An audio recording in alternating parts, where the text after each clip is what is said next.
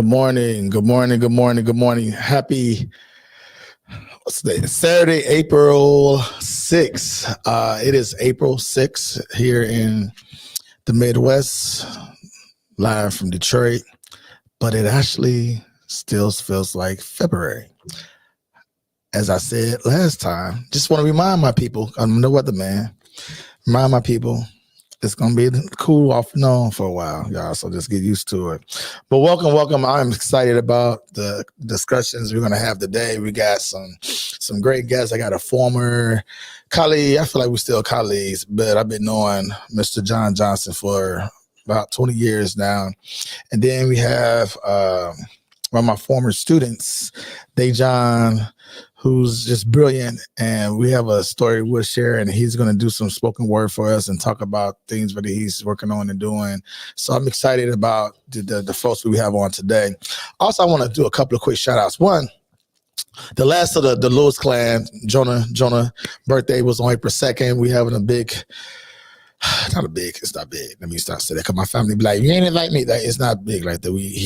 We're going somewhere for him to enjoy his birthday with some of his friends, just a few of his friends. So let me not make it bigger than what it is, but I'm excited about that. He's excited about it. He turned 10, so no longer in the single digits. We had that whole conversation the other day. So I am super excited to celebrate him today. But before we do that, we got some work to do today. It's a lot of stuff going on in the news, and I've been debating about what I want to talk about, and actually, I'm not going to go into much detail because I'm going to bring our guests on soon, and we're going to be talking about different things. But, between the whole DEI conversation that's getting out of control, I know Charlamagne the God was on the Daily Show, I think yesterday or whatever, and was doing stuff that's controversial or saying some things about DEI, diversity, equity, and inclusion stuff. And then the mayor of Baltimore they was using DEI to describe, it is funny how people are hijacking words, concepts, and making them their own and then running with it. Just sort of like the whole woke thing. And it's crazy, but God bless people. Then also, I know this is like, social media is going crazy around this whole Kendrick Lamar and J. Cole and Drake. And, I thought about actually bringing some folks on to talk about that today. And I was like, no, let me not do that.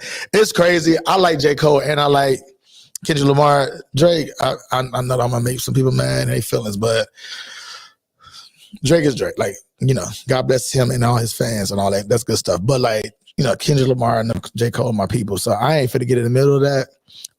But I seen it's heating up. So it'll be interesting, man. That's hip hop. That's good stuff. Just keep it safe. I grew up with this whole Biggie Tupac thing. So I'm kind of like, then when Jay-Z and Nas went at it, I'm just, people do your thing. Do what you got to do. Sell your records, be you. Couple of quick announcements before I get into deep down into the show. I want to announce about our tickets. We are super excited. Our gala. So this is gonna be the big debate. The gala, depending on where you at. People say gala, some people say gala. People look at you crazy. You say one of it over the other, crazy. So I'm gonna say both. The BMEA Gala is June 8th. Tickets are on sale now. They are going extremely fast. So for those folks who are thinking you can wait until June 2nd or wait until May 15th, I'm advising you now. You may want to get on that because I'm almost sure they're going to be sold out probably by the end of this month, if not by no later than mid-May. And I'm thinking mid-May is me lying to you. So people buying up tables, please go to our website. Go ahead and purchase your tickets. Do not wait. Do not wait. Do not wait, people. Do not wait. Because what's not going to happen is you're going to send me an email or a text and say, hey, bro, hey, Kurt, can you get me in? And I'm going to say, hey, no, I can't. So handle your business today. All right. Tomorrow, next week, when you get your next check, whatever you got to do, handle your business. So, and I also want to shout out our sponsors, and these are just some of our sponsors. We're still, for those who are interested in sponsoring, we're still open to other sponsors as well. But shout out to our early sponsors: Skillman Foundation, Tutor by Teachers, Comerica Bank, and also Thomas and Tiffany Taylor. Just shout out to Tiffany and all my other board members, but particularly Tiffany for just her hard work and just support of the organization. Just shout out to my board for holding it down for me, for sure. So again, for those who are interested in buying tickets, they're still available. They're going fast though. And also those who are interested in sponsorship packages are still available. Also, I am pumped about this, man, and particularly because we know all the stats that and these, the numbers, percentages around the number of Black boys who are often suspended from school compared to other demographics, the number of Black boys who are quote unquote behind in math and reading on these standardized tests. We hear all that stuff, and Black men, Black boys are behind in all of those categories. I don't think there's an academic, socio-emotional category, and I'm putting these air quotes out here, that these assessments or ways that we measure things, because those could be questioned as well. But there's not a stat that Black men are not behind most other demographics. And so we got work to do. And one of the things that I know we talk about as an organization is that we're doing the work. And the work comes in different ways. So one of the things that we're super excited about is our Black Minds Leadership Summer Program. And I'm so pumped about this because I also want to just discuss the real history of this. And Chris, you can keep that up for a minute. You keep that up while I'm talking. This is a program that we are modeling after a research project that was done back in 2008 between Michigan State University, Go Green, North Carolina University, and also some various school districts across the country. And so I was part of creating and developing this program along with Dr. Mom McKinney and Dr. Why am I drawing a blank? Dr. Pat Farrell, along with other folks who were part of creating this program that was focused on promoting the academic success of boys of color, young boys of color, in grades pre-K to third grade. I was responsible for creating the mentoring program, the intergenerational mentoring program that we are doing here at BMEA. And so this work has been in the works. So I know there's other people doing different things, which is great, but this is work that has been researched and work we've been doing because we want to change the narrative for our Black young men. So we're super excited to have our program starting this summer for boys in grades 2nd through 5th grade. And so it is it's open to all those folks who are unfortunately just in the sort of Metro Detroit area. So my folks in Chicago or anywhere else listening, look, we may come to a city near you soon, but right now we got to start in the home spot. But super excited. It's 5 weeks. It's going to be all Black male teachers teaching all Black boys. We're going to have high school young men who are going to be tutoring and mentoring and supporting the teachers and supporting the academic and social-emotional development of the young boys. We got, field studies, trips. It's going to be project-based learning, engaging, doing school the right way. And I'm going to stress that we're doing school the right way. It's going to be a learning opportunity, enrichment for our students. And so I'm excited. My son's going to be there. Yeah. He said, yep, I am absolutely taking one of the spots for my son. And if I got a problem with that, just email me. But he will be there because my son deserves to be in programs where I'm creating for other kids too. So just put it out there just so I'm like, he got his kids. Yep, I do. All right. So that's that. So the applications will be live on Monday at 7 a.m. 7 a.m. And just so y'all know, we do not have a lot of slots. So we have a max. I ain't gonna say it live, but it ain't a lot. So you want to get on there, you want to get out there, you want to go ahead and at 7 o'clock, be ready to push go and sign your young Black boy up. Looking forward to it. All right, so let's get to the show. Right, let's get to the show. So my first guest John Johnson, who come on from Muskegon, Michigan. This young brother, well, he ain't young. He may act like he's young, but he's not young. But he is from Muskegon, Michigan, and he is. I've known John since we were both at Michigan State. He was part of Black Student Alliance (BSA) at Michigan State University, and so we met through that organization. Have remained friends throughout the years. And actually, in 2000, John, I don't remember once we bring John on, he can probably answer this question for me, but. John, I think I hired him when I was a principal to be my college coordinator. I don't know what I call it back then, but he was responsible for doing all the college stuff, getting our kids into college or getting them other post-secondary opportunities. So I hired him on to do that because he was doing work at the college level. And I said, come on, brother, we need you over here with your expertise over here. So I'm so happy to bring John on.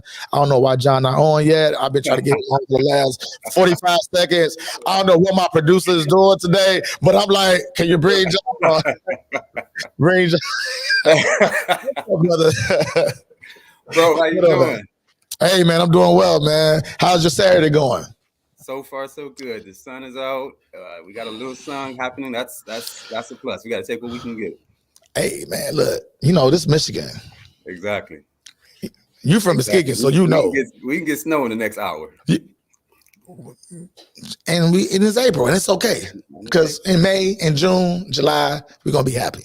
Tell us. I kind of went through your little bio a little bit because I don't want to tell the personal part of it, but like, tell me, tell the audience, for those who are not familiar with you, which they should, if they're not.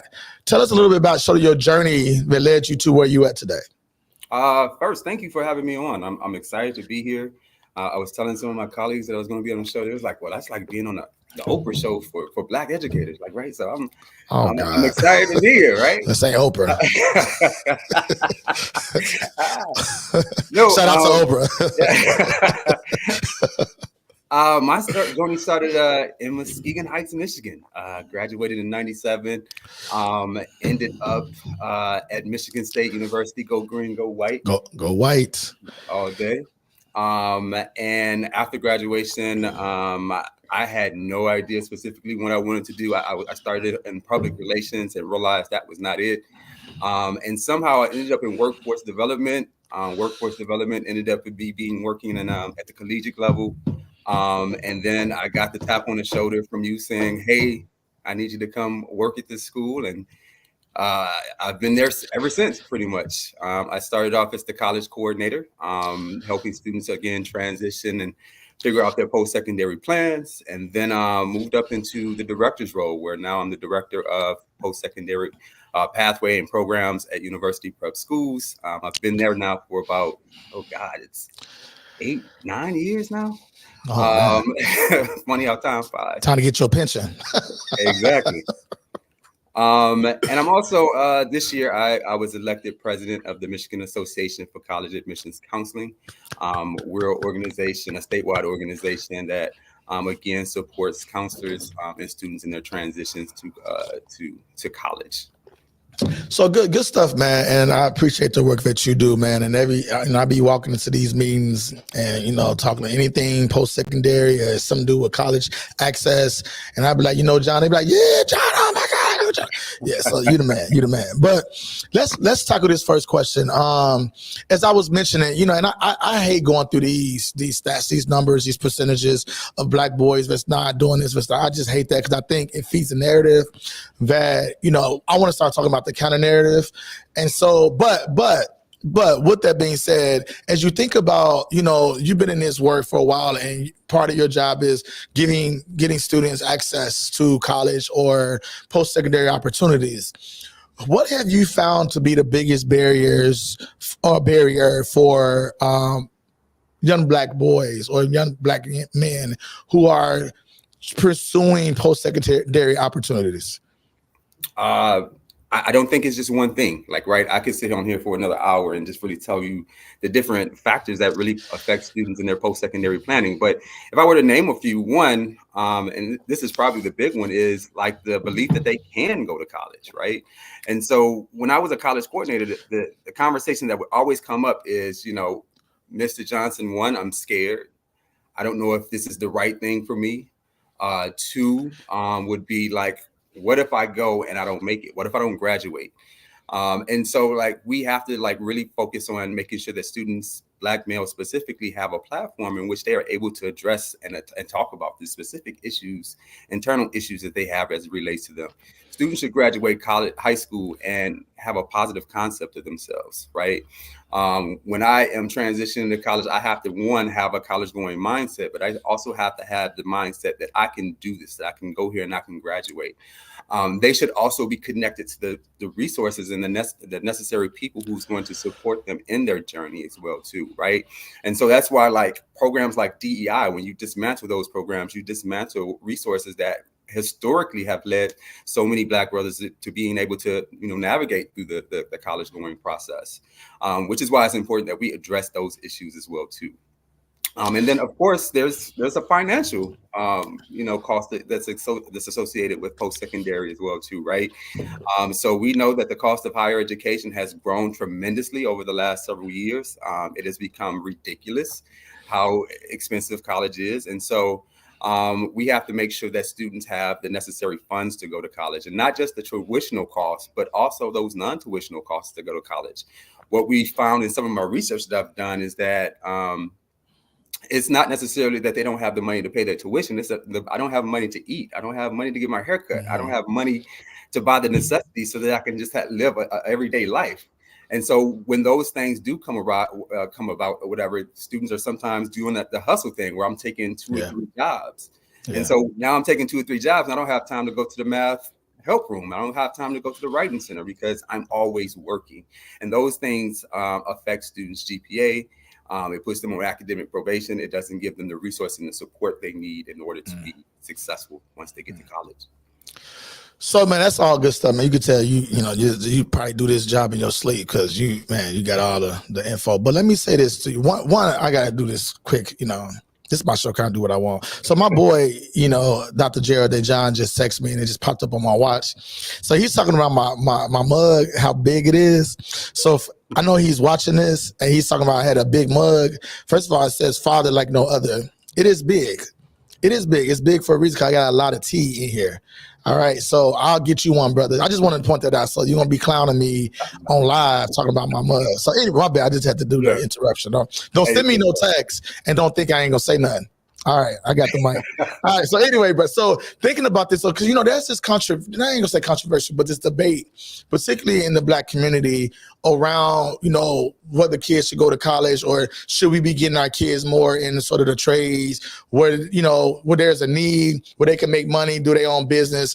What's your thoughts about that? This is going to be an unpopular answer. Hey, this your opinion.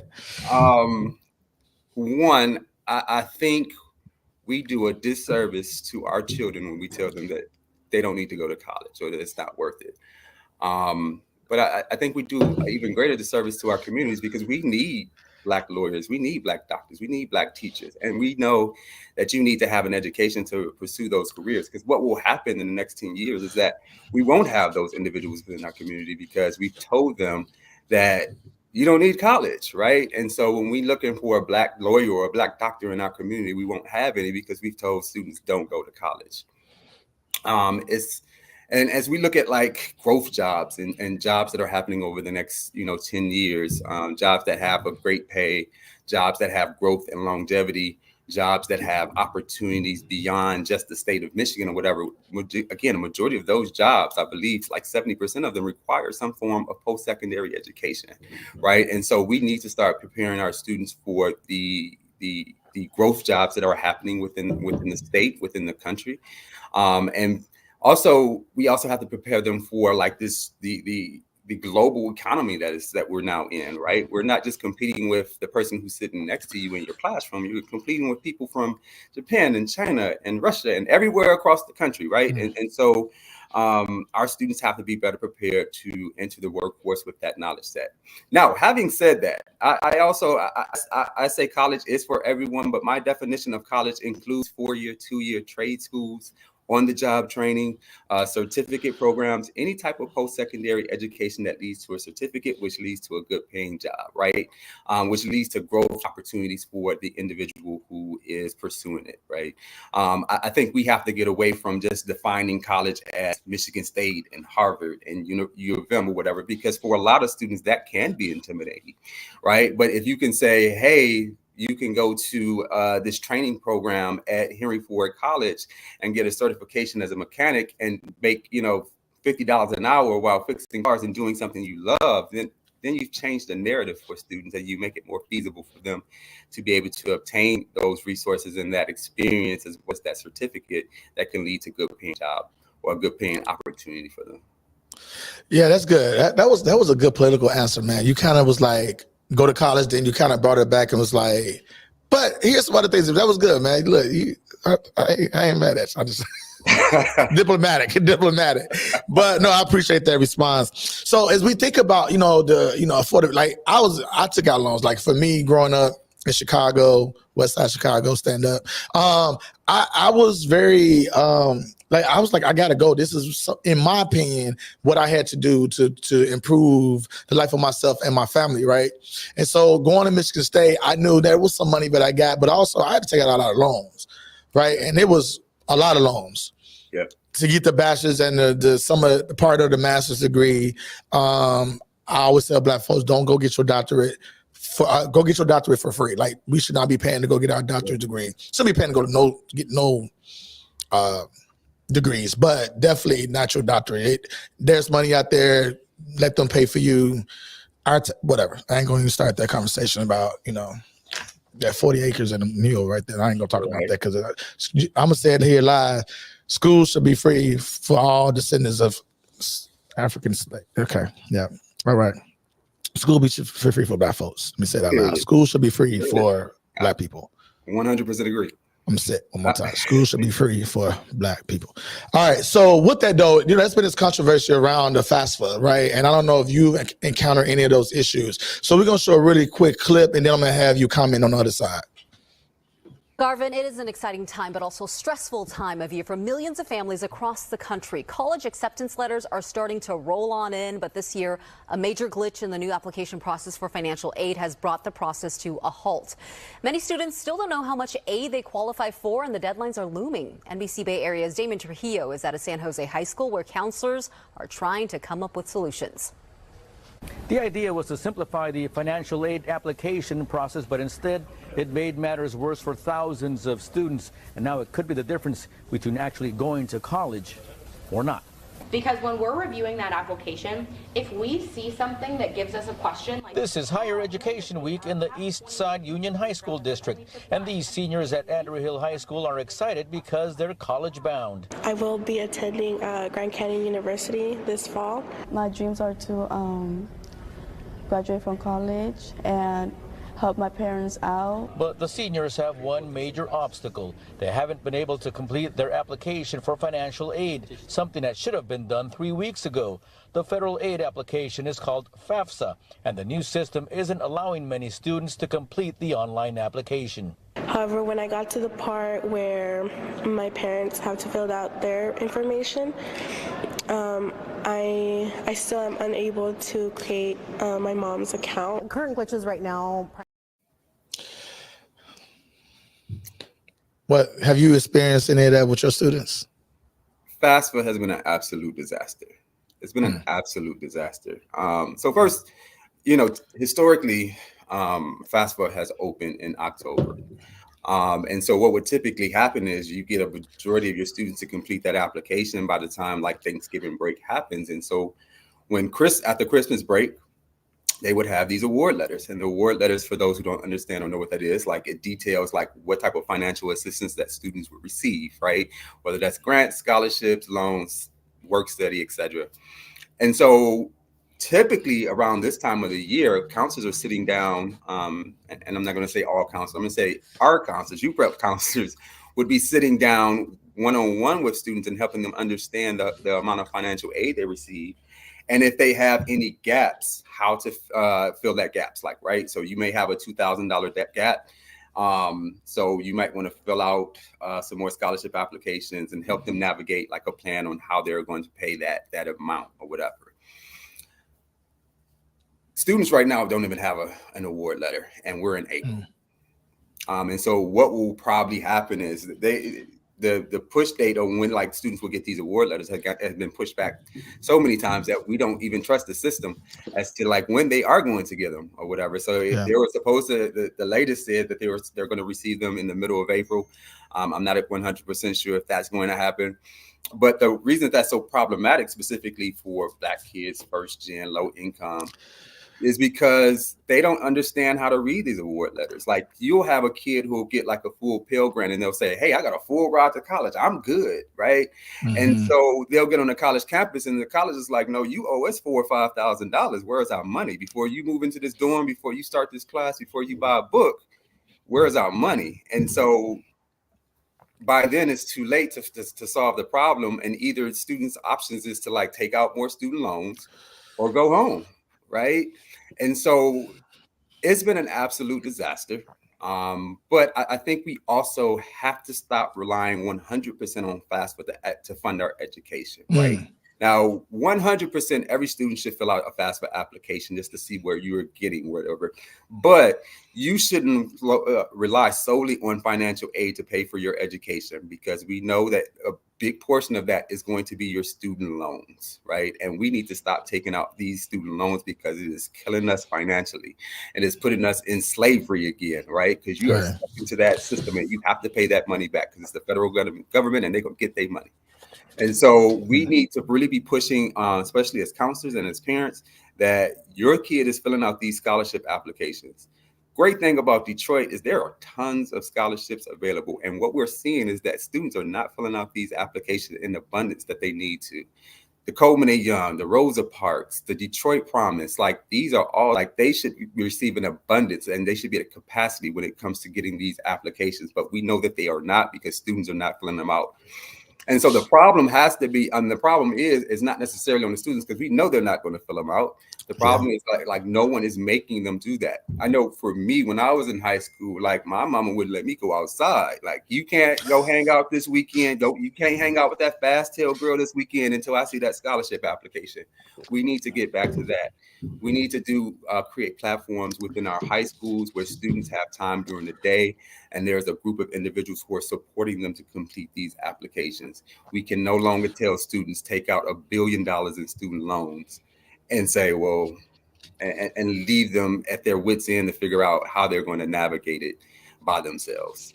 Yeah, that's good stuff, man. I got, a slew of questions but we're not going to do it because I'm going to bring DJ on in a minute. But, this whole idea of how do we pay for college? College is super expensive. I work at a university. I know how expensive it is. And really, particularly for our sort of Black and brown children or our children from low income, how do we help support them, whether it's through trade school or whatever? I think there are a lot of resources out there that people are just not aware of.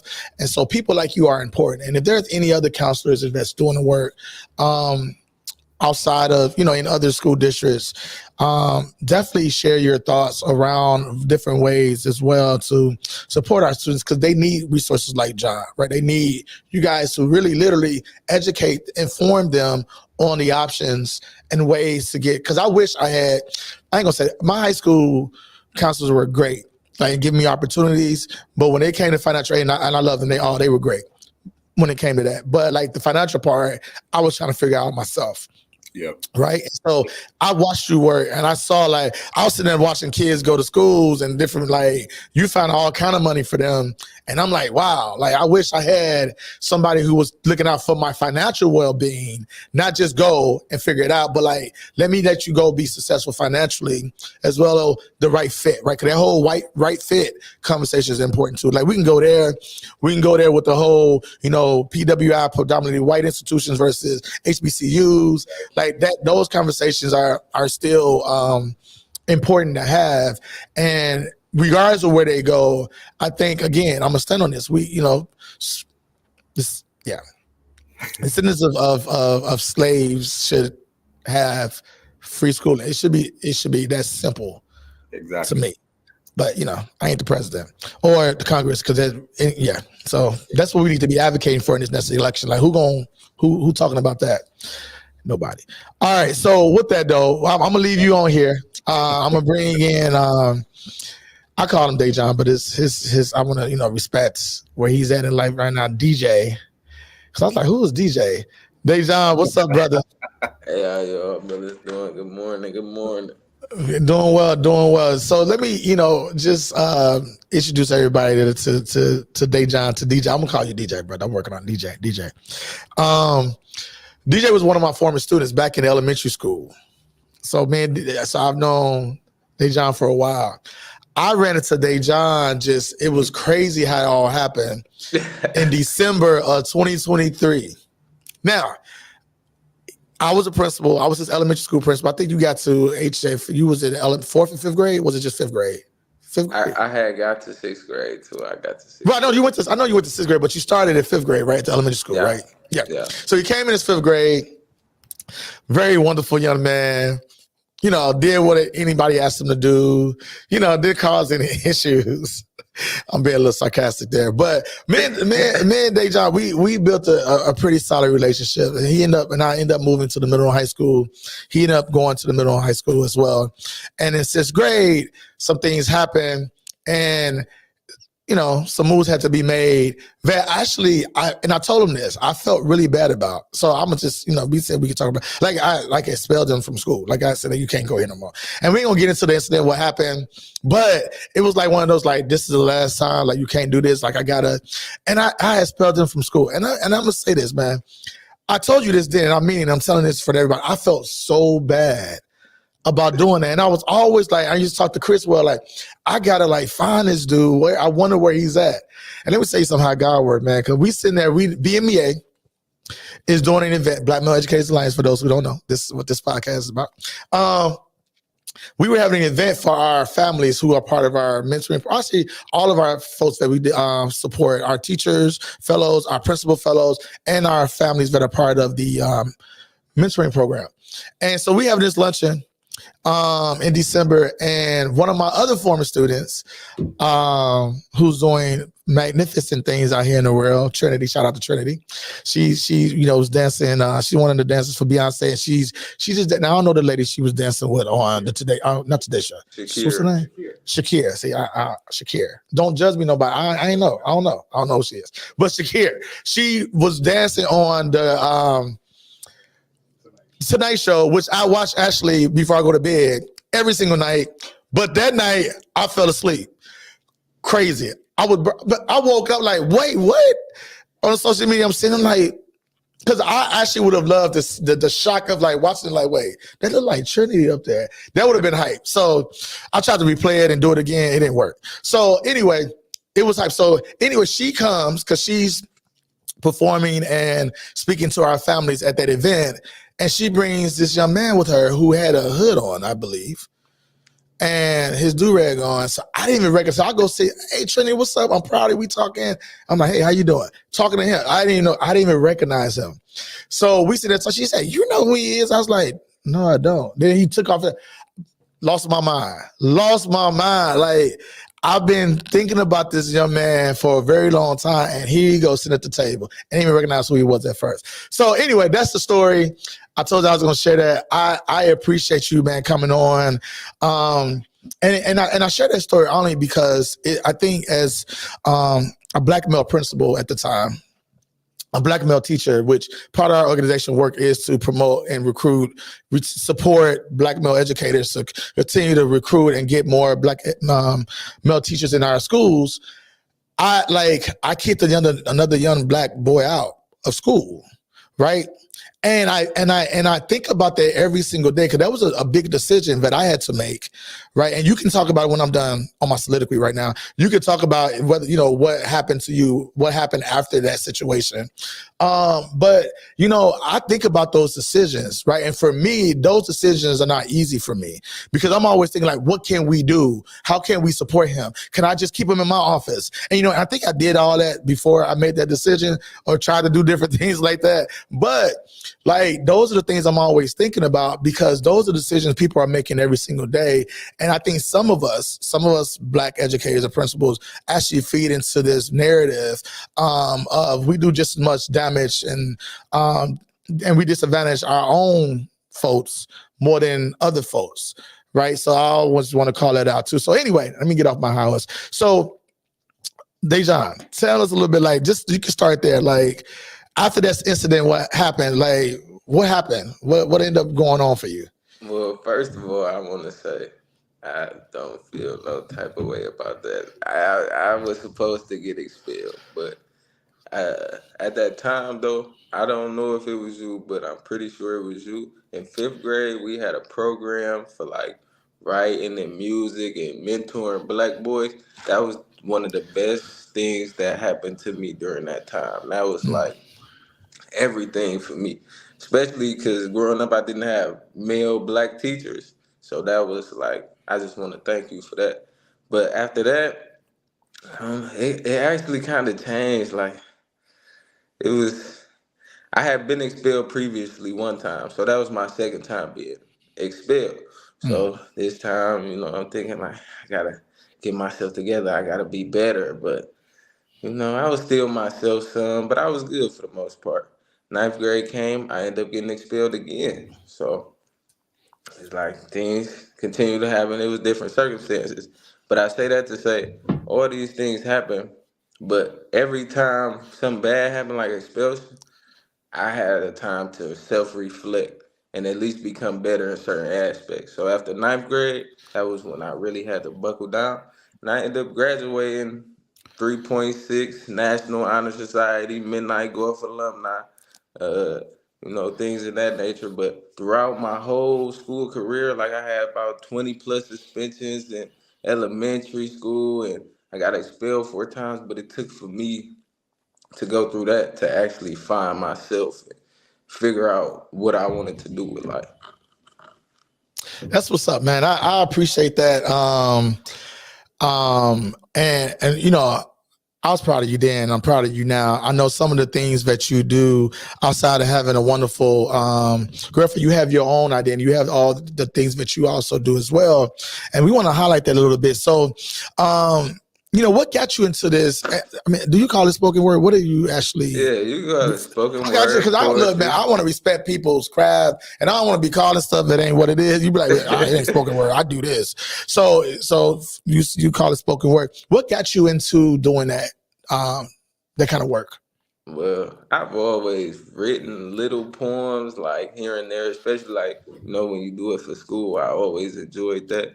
But I did music for some time, but I kind of lost my passion for it, my love for it, because of, like, social media just drain it. Like, it changes things, and it's propaganda pushed upon this. So I just started diving into, like, my mind more, and figuring out format my words, and I realized the poems, it gave me a way to articulate my feelings and feelings of others, and I can make others feel it more. So I just gravitated towards it, and I've been running with it ever since. So let's speaking of that, we're gonna give you. I want you to give us a little. I got some more questions on the other side of this, but I want you to give us a little taste. Give us one of your. I know, and I told you, didn't I tell you in December? Man. When I was supposed to bring you, he came over to me at the event after we recognized well, he knew it was me all the time. I didn't know it was him. But once we did all that, he came over to me, man, which I appreciate. He's never been shy. I know he's probably acting a little shy. He ain't shy. You'll see in a minute. But he came over to me. He's like, hey, I got this. I want to share with the folks. And he shared. I said, let me hear it. He said it, recited it to me. And I was like, man, at the end, I got you. So at the end of the event, I ain't even thinking about it, and I forgot. And here I go. I felt so bad, and I went over. I'm like, bro, oh my God, I forgot. But I said, man, I'm gonna get you again. I promise you. Here we are. So, if you can, that same poem that you was gonna share with our families, I want you to share with our larger families today. So, whenever you're ready. Okay. So this poem is titled "Us." For us, by me. Oppression, depression, abandonment, toting weapons as adolescents forced to choose from sections, pain from the past that still presides in the present, torn and broken. They call us reckless. Let's speak on misconception. Lost is not dumb. Trouble is not fun. Temptation is not love. Where your heart and mind meet, trauma forms. And we can walk through the storms because we taught when it rains, it pours. And we make it normal carrying discomfort only to leave a child scorned because your parents' problems become yours once new life is brought. Land of the free. We should be free on our land. But the shackles on our mind outlast the ones on our hands. Everything put against us, but still not yet have we been broken. We are chosen by the unique designs of our souls, not just the color of our skins. It's because of them that we don't know. All we need is us. Peace.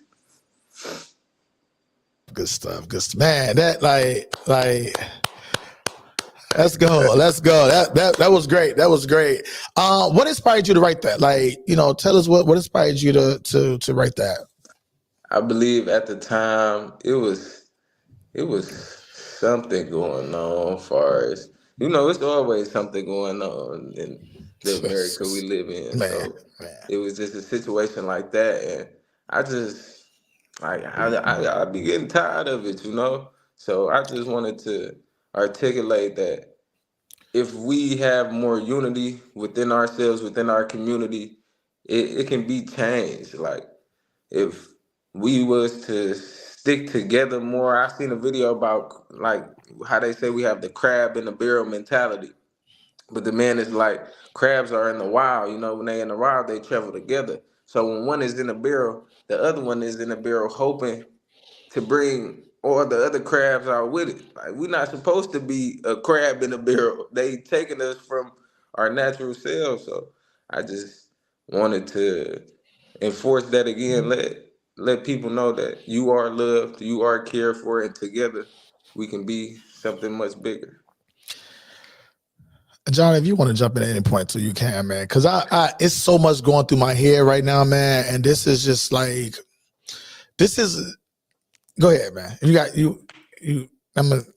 yeah. Yeah, brother. That first, the poem was dope.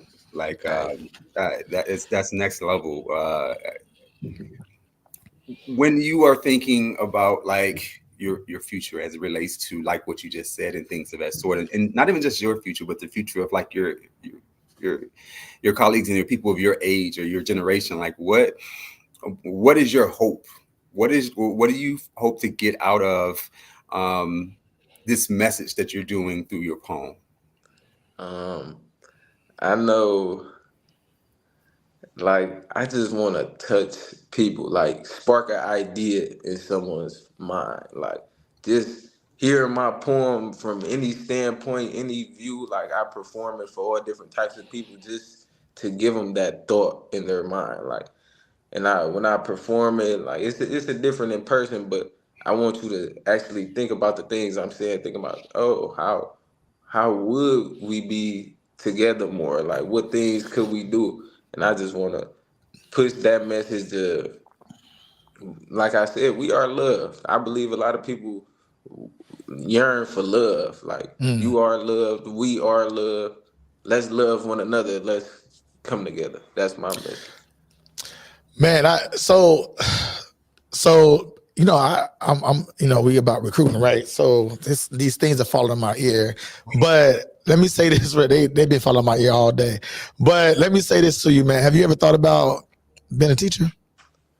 I actually used to when I was younger. I used to want to, because I wanted somebody like me. Like even Mr. John Johnson, this is my first time seeing me, but the things I heard you say, I related to a lot, and I could tell that from a student standpoint, you provide something that I used to yearn for, you know. But yeah, I used to want to be a teacher to be somebody like me, because you know it's different stuff going on at home. You come to school, that's almost like an escape from your actual reality. And teachers are some of them people that plant them seeds the most. Especially like Dr. Lewis, I told you that program that you did, that literally changed my life in ways I can't speak on here, but it changed my life, and you wouldn't even know. Yeah. So let's keep talking. As well, because like I think you said something that resonated with me around like, man, I just want to help spark, right? And I think that's what teachers do. People view teaching in sort of ways that I don't think we should be thinking about, which actually I don't think support people's or doesn't encourage people to want to go into the profession, especially young folks like you, because we think about all the things that we see and we saw, and we're like, oh, I don't want to deal with that. I don't want to be, which is why we need to change the infrastructure the way we actually do school, which, you know, BMA, we're working on that. Come check us out in our summer program. You'll see how to do school. Anywho, but one of the things that I think we need to be thinking about is that is the role of the teacher, right? That is one of a mentor, a teacher, someone who's sparking the genius in other kids, right? Sparking, like it's already in them. This is like lighting that spark, right? Getting it going, right? Showing love. That is what educators actually are doing, should be doing, and should be the focus of their job, and not all these other things that get in the way. So just something to think about, you know, like, you know, maybe when I get my own stuff going schools wise, you know, I can bring you on, but like something, you know, because you have a gift, and like you said, you just want to share with people. Right. And there's not many ways that I think outside of performing like you're doing, which you still can do. Because we had this on the last show. You can do your thing on the side and still be a teacher. Like I'm tired of this whole, you got to walk around here and all you can do is teach, and you can't go be a rapper, or you can't do like, that's just ridiculous to me. However, you can still do your craft, right? And still use your craft and your genius and your brilliance to inspire other folks, right? So just some we'll have that. We'll talk about it. I'm trying to recruit. I'm saying it live. I'm recruiting you, and we're gonna talk about getting the certification cheap and as much as for free as possible. That's right. Okay, so we're gonna work on all that. We got a partnership going with a university, Western Government State University, but we're gonna talk to you about that's doing great things, that is actually partnering with BMEA to do work and try to get young men like you into the profession for as cheap as possible. All right, so we'll talk about that. So I am going to ask you too. I kind of warned you. I'm going to ask you to do one more before we go off. But I want to show, because you brought up some things that I think is important that I want to hear y'all thoughts on. You know, Umar Johnson, y'all know him. Like, he's a controversial guy, but you know, he may say some things that make you say, right? So I was watching something earlier today. Just popped on my feed, and I was like, I'm gonna bring that up today. So I'm gonna have we're gonna show that small little reel, and then I want us to talk about it on the other side. Anywhere the black man goes, if he stands confidently in his masculinity, he's considered a threat. I can't flex my masculinity on my job. I can't flex my masculinity in the political world because of that psychological castration we've never built, what the men of every other culture has built. And what I'm speaking of is the intergenerational transfer of power. Let's say you and I are in the same economic market. I'm a generation above you. Once I get to be 60 years old, I say, Brother Aristotle, I still got a lot of life to live, but it's time for me to pass this on to you. I'm going to sit you down. I'm going to train you on that which you don't know to add to what you do know. We don't have that in Black America. Arabs have it. Native Americans have it. Latinos have it. Asians have it. This is why when you go to the black churches in Atlanta, they mostly run by elders. You're starting to see more young pastors, but the youth had to fight their way in. They were not invited. We will never get anywhere as a race as long as the older black man is jealous of his replacement. Thank you. Because we only get better if you sharpen it. Me. That's growth. And this is why I always say the ego of the Negro is one of the greatest obstacles to the progress of our people. If we don't kill the ego will kill the community. Oh. So I want y'all to jump in, but I'm going to say this, man, because I actually, when I saw this, and you know, think what you want to think about him. Let's focus on the message here for a second, because we put a whole bunch of people up here that is controversial and doing a lot worse, or have said a lot worse. So let's take that. But what he said that resonated with me, was this whole idea of we jealous, older black men are jealous of the younger folks. I've talked about this all the time. And it's one of these things we don't talk about it, and we don't talk about it publicly as much, but it is whispers of this in our community around sort of this competition. And I talked about it when we had our women on the last time amongst black women, but amongst black men and a lot of older black men. I've said I am almost 50 years old, heading that way. I know I don't look like it. I know, praise, appreciate you. But I appreciate y'all. But the amount of support I've had from other black men, it has been black women that has held it down for me. A lot of black men in the profession, whether they were older principals or teachers or professors or whatever, to this day, like there's this unnecessary competition amongst this older, younger generation. And I'm glad he called it out, because it's been something I've been talking about for a very long time. I tell people all the time, I was just talking to one of my mentees the other day. I said, I didn't have a lot of me's doing what I'm doing with other folks growing up, like in college. There were not a lot of, and I give it to, Murray Edwards, Rodney Patterson. There was some few brothers out there, so I want to shout them out. No, they did their thing. Dr. Marvin McKinney did their thing. But I only named 3 people. I can name a whole list of women that held it down for me and supported me, right? So there is a disconnect. There is an issue that we need to talk about amongst, like, how do we support and listen to our youth, but also give them support about the things that they may not know. Right. So anyway, what's your thoughts about what Umar was talking about? First, to your point or whatever, let me also say this or whatever, which is why I say black women is the cornerstone, the soul, the heart of the black community, because they have held us down since the beginning of time, and they don't always get the respect from us that they deserve. Let me just start there. But then, too, I think there's some truth to it or whatever. Like, he sometimes will come up with some stuff that will be 100% on point, right? I mean, even to show evidence to it or whatever, like you can see that there's not many black males who act as mentors for youngers. There's not many black males who act as teachers. There is this subtle competition that does exist. But we need to focus more specifically on, like, how do we overcome that or whatever. Like, I have seen paradigm shifts around that or whatever. I remember even back when we were in undergrad, like, there was this natural thing that happened along, like, passing the torch within, like, Black Student Alliance and just in general, where we supported each other both academically. You supported the next generation, emotionally, and things of that sort. And so those things do happen, but it's not happening in abundance that it needs to in order to carry our community forward to the next generation, right?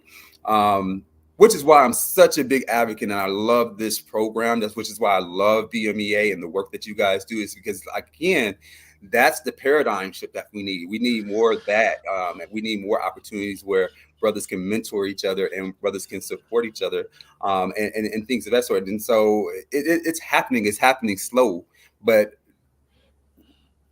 we need to push that narrative more. And I think, having these platforms to talk about why is a great place to start. Yeah. No, I appreciate that, man. And one of the things I tell people all the time, me and my brother Chris, I always shout my brother Chris out because we be talking about all this kind of stuff. And he down in Florida. I wish he would move though. But anyway, my brother Chris and I, we were talking about this the other day, and I was like, man, there's a lot of people, a lot of youth that, like, have, that I support, that I, like, meet with, that I talk to. Like, I do that, like, because I think it's necessary. And I'm always giving them the nuggets and giving them the support and uplifting them, because those are things that I wish I had. And I also know a lot of other brothers I wish they had as well. So it is, like, I said this other day, I said, I don't think our responsibility is here on earth to just, like, I mean, we're supposed to take care of our families for sure. Right. But I think there's an opportunity for us also to take our larger family. If Martin Luther King, Malcolm X, all the people that we know,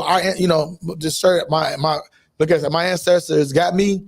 If we didn't have these people who had us, then we wouldn't be where we at today, right? If they were only focused on themselves and a family and they smaller network of family, then we wouldn't as a community advance, right? So it's important for us to be like, yeah, how can we take care of our family, but also what is our obligation to taking care of our larger family, our larger community as well? That's just my 2 cents. People can disagree with that, which I know people like, look, I'm just taking care of mine, right? And I'm like, is that part of who we are as a people, or have we adopted this idea, this Eurocentric idea, or this white supremacist idea of being that it's individualistic and it's about yourself, right? So just something to think about. But anyway, I know we got to go soon because we can talk about this forever.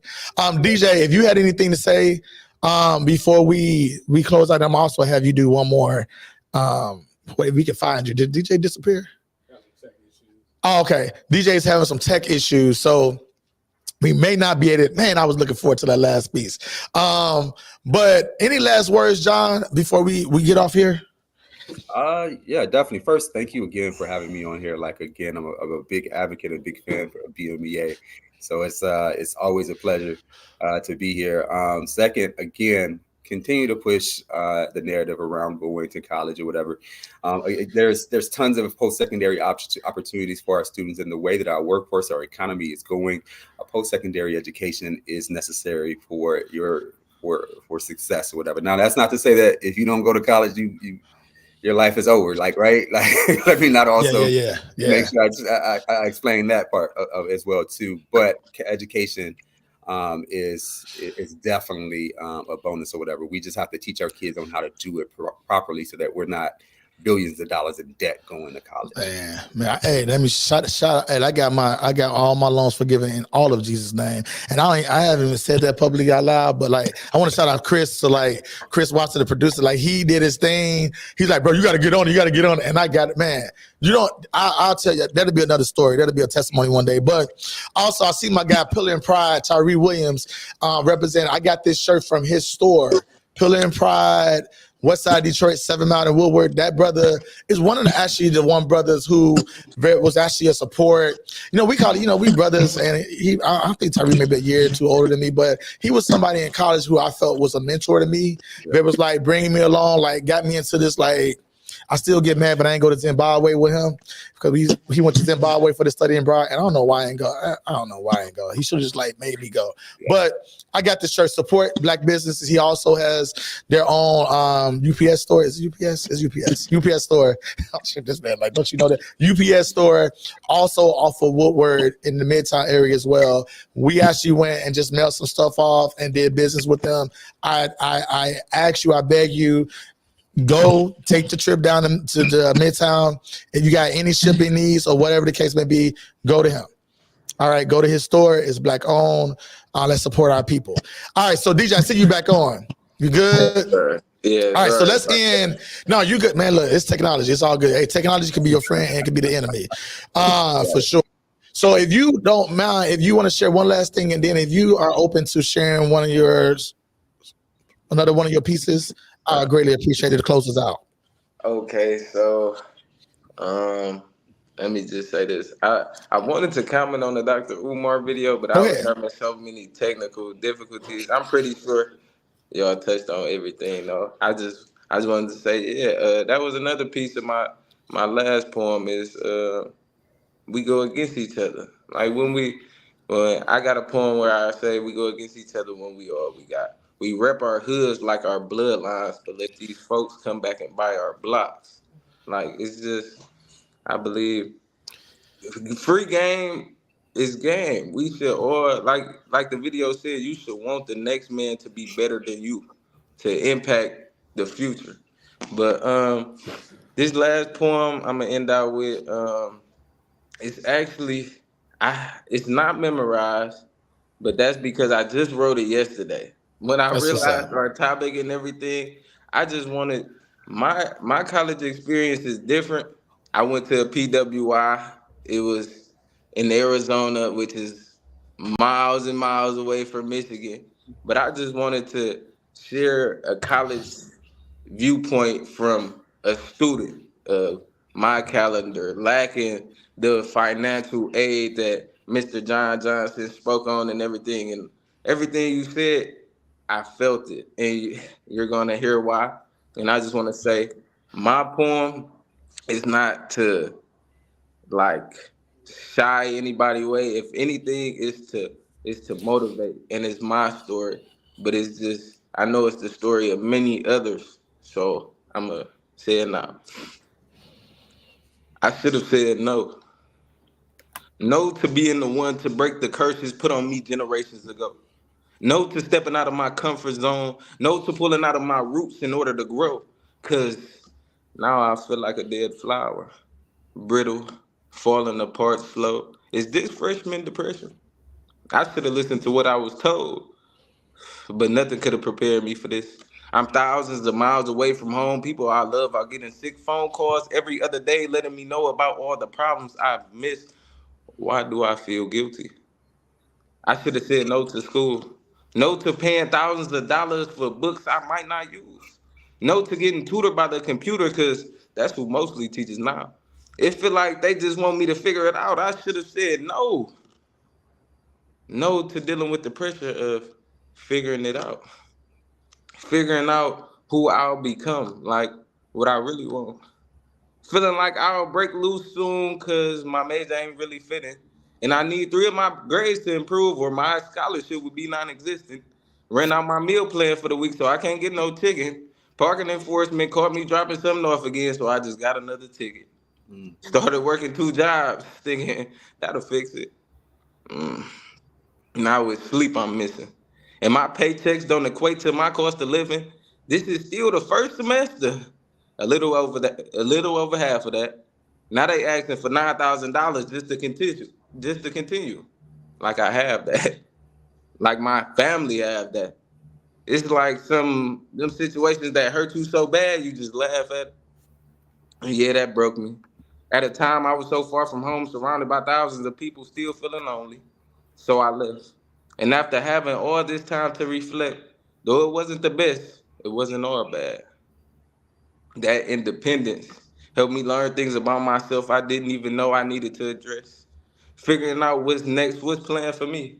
Realizing I'm outside of my environment, but inside I have the same mentality. Should have at least attempted to fail, cut off all distractions and distance myself. Instead of feeling ashamed, I should have asked for more help. Should have been more I'm overwhelmed than oh wells. I should have said no to giving up. Poor. Sorry it couldn't be better. I didn't really get a chance to finish it. Man, what? Bro. What? I don't get teary-eyed often, man. But I'm in my man. What? You didn't finish, but what? I ain't got nothing else to say, man. I just what do you want to just end? I'm about to end the show. First of all, bro, this is why I do. This is why, this is what people like you is what keeps me going, right? Because it's not seriously, man. This is what keeps me going. What you said, I resonated with that, right? When I was looking at them, powerful, bro. We gonna talk. You got me calling you bro now, man, this is we gonna talk. We need you. The community needs you. Our young kids need you, and we're gonna do what we need to do to get you in front of the people you need to be in front of. So shout out to you, DJ. Thank you, John, for being here. Keep doing your thing, brother, unapologetically. DJ, continue to be yourself unapologetically as well. We're going to continue to be black unapologetically, and we continue to do this work together as a community. And I look forward to you doing what you need to do. And we'll be back in a couple of weeks. I'm excited. Next week, we're taking some of our teacher fellows to the American Education Research Association conference in Philly. Then we're taking some of our principals to San Diego to the ASU GSV conference. So I'll be having some updates and some clips about that experience for those folks, because we got to expose even our educators to opportunities. Because let me say this, as DJ was talking about, their schools, their kids are learning, engage in technology, there's AI, all this stuff that's moving way past us. Yeah. And we sitting here still reading out of books, these old textbooks that are not culturally responsive, relevant, nothing, right? And expecting our kids to be able to responsibly engage civically in this society, right? And that's a problem. So anyway, with that, man, appreciate you. Appreciate both of y'all. We'll be back in 2 weeks with the Black Leaders Detroit CEO, Dewan Dandrup, and look forward to talking to him about the work that they're doing as well. Until then, enjoy your April. Yeah, it's gonna still be warm. I mean, cold. All right, but enjoy your April, and we'll see you in a couple of weeks. Peace.